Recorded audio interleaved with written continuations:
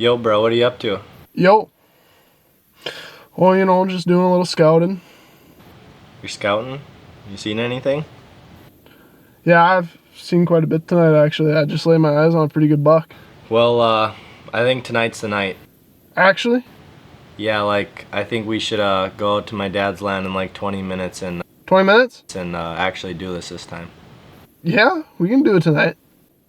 Alright, sounds good.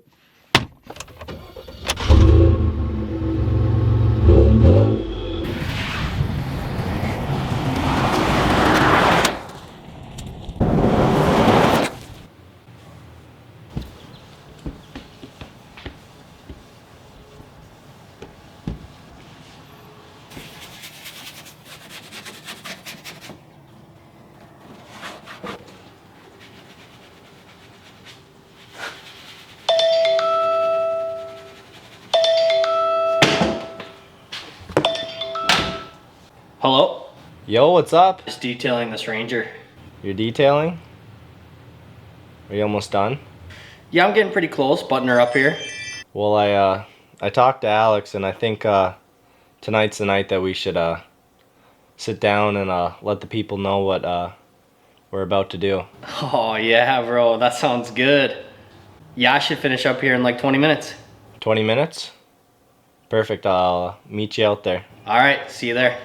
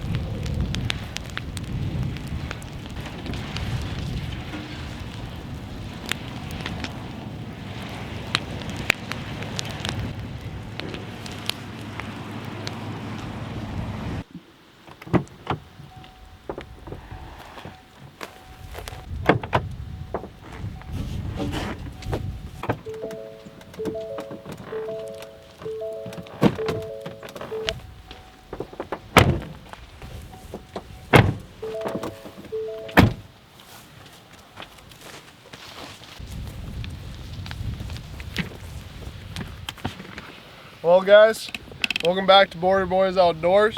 This is Alex, Brad, and Colby.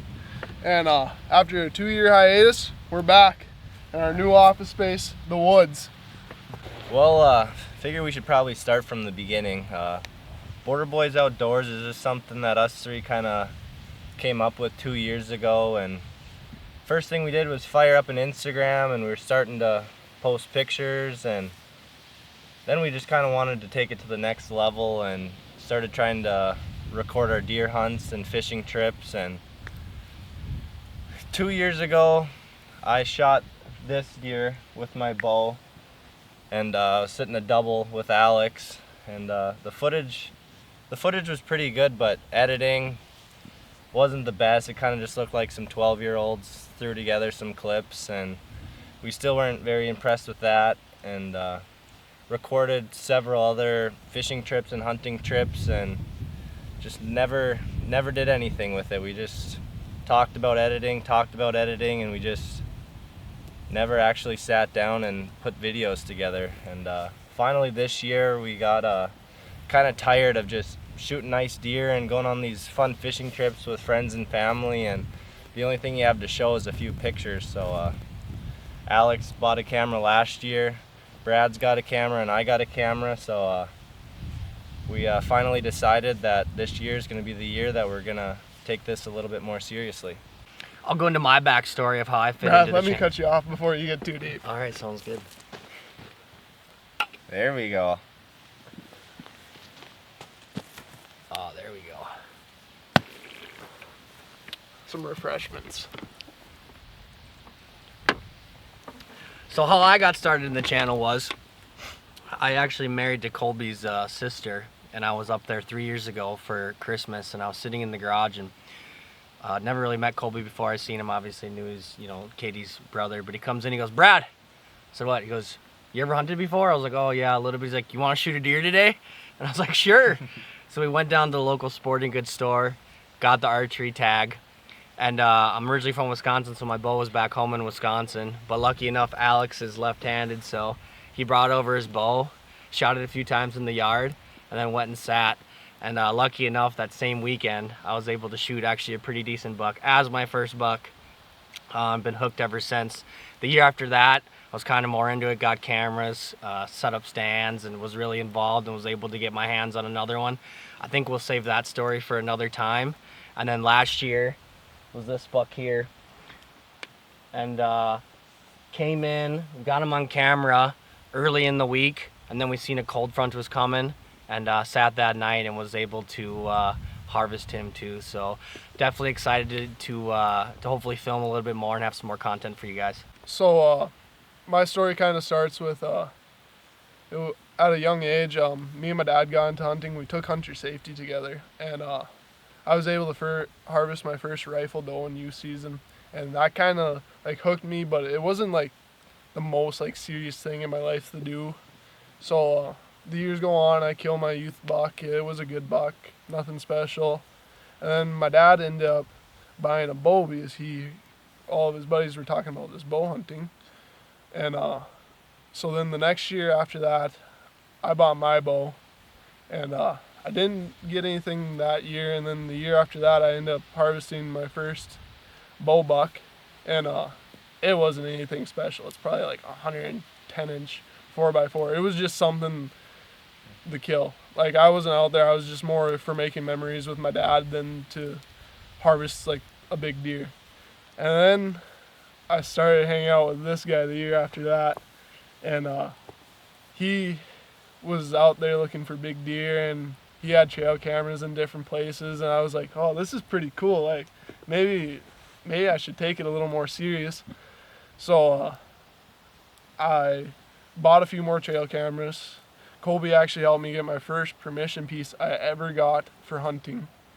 And yeah, it went from there. Like, after that, I was like, after that year hooked me for the rest of my life, because I was in front of so many deer that were bigger than anything I had seen. And then just all that like kind of hooked me, even though I wasn't able to harvest anything.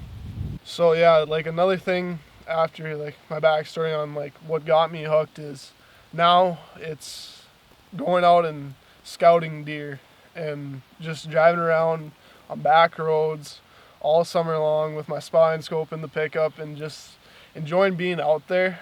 I like seeing the deer, but now it's kind of transitioning into I'm gonna try and find that next biggest deer, because it's something like I like doing, like trying to figure out where the next biggest deer is, try and go out, find it, get permission for a piece that's either near it or where that deer's been hanging out, and then going in there, and like Colby knows too, like going in there chasing the deer. It might not be like all ups, like, oh, I already found the deer. Like, it's the highs and the lows of it. Or yeah, it's like, obviously, like finding a giant, there's so many more steps you have to accomplish before it's hanging on your wall, or in this case on a log behind us.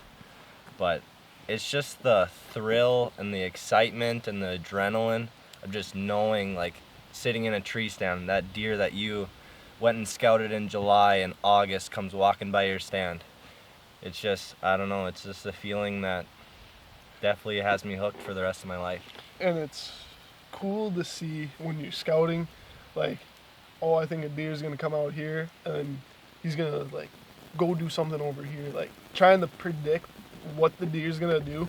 And it could obviously not work out in that way, where like the deer could do something completely opposite, but it's the like problem solving when you're scouting a deer, like going there, seeing it, and then trying to figure out what it does in between the time that you see it and like before that, and then after that when you can't see it no more.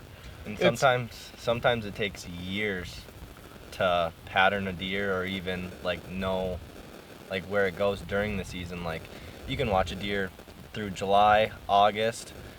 The deer that I was chasing last year, as soon as it sheds its velvet, it's gone. It's a couple miles away. I know some people that are hunting a couple miles away, and yep, as soon as that deer turns hard-horned every year, he's gone. And next summer, boom, he's back on the piece a couple of miles away. We watch him, scout him all summer in velvet, and they disappear. And then the next year, it'll be there from July all the way until it gets shot. It's just, But like my deer last year, I put full faith that I killed that deer just because of scouting. I saw this deer a mile away from where I shot it, and it was daylight active over there, and I was like, well, I can't necessarily get permission for like right here, but I'm gonna go try and then figure out how far I can get out from where I saw that deer. And it turns out the permission that I got was about a little under a mile away. I just set my camera up back there, and it was a cornfield, and then in the back of the cornfield they had planted beans because it had flooded or whatever. So I started running a camera there for it. Didn't get anything on camera for the first like 5 days, but I kept seeing this deer every night over at that other place, and then all of a sudden that deer disappeared from where I was seeing him from. And I was like, what the heck? And then I went and pulled my card the next week, and this buck had been showing up where I put my trail camera at like almost every night in daylight. So Colby said, I'd chase that deer if you're not willing to go for any of the deer on your other spots. like, So get out there, dude. Yeah. so I ended up going out there, saw him on a Saturday. I was hunting, saw him pretty close to last light. He didn't make it into my shooting lane, so I was kind of bummed out, but I was like, maybe I kind of like, after I saw him, I was like, yeah, I'm going to shoot this deer. So then I went in the next night, and right around the same time, he didn't have any excuses. He walked straight into my shooting lane, shot him at 32 yards. But like, I would have never known that deer was around or anything, because this was a whole new place. Like, I'd never scouted around there at all.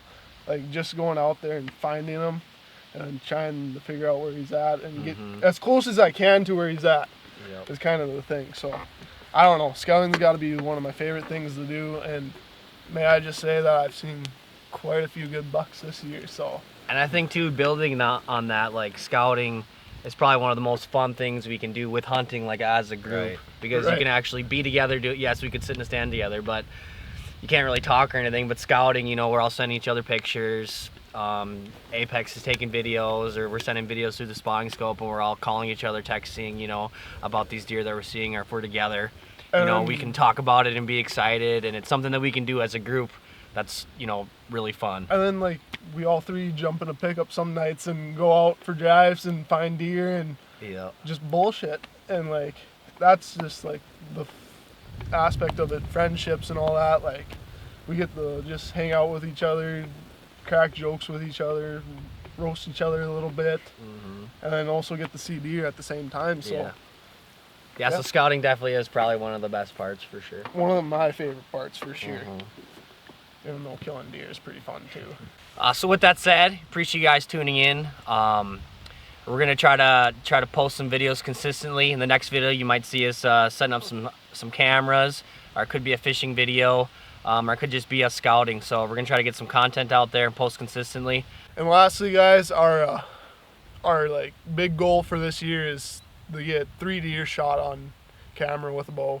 That's like the main goal, is to try and push out some good hunting content where we're able to harvest a deer on camera, and just not have these guys in the background With no real footage. with no real footage of them. So yeah, but yeah, that's our last big thing for this year that we hope to accomplish. And yeah, I hope you guys enjoyed the video, and hope to see you guys back for the next one. What that's gonna be, no idea until we find out, I guess. Don't let go. Until next time. Until next time.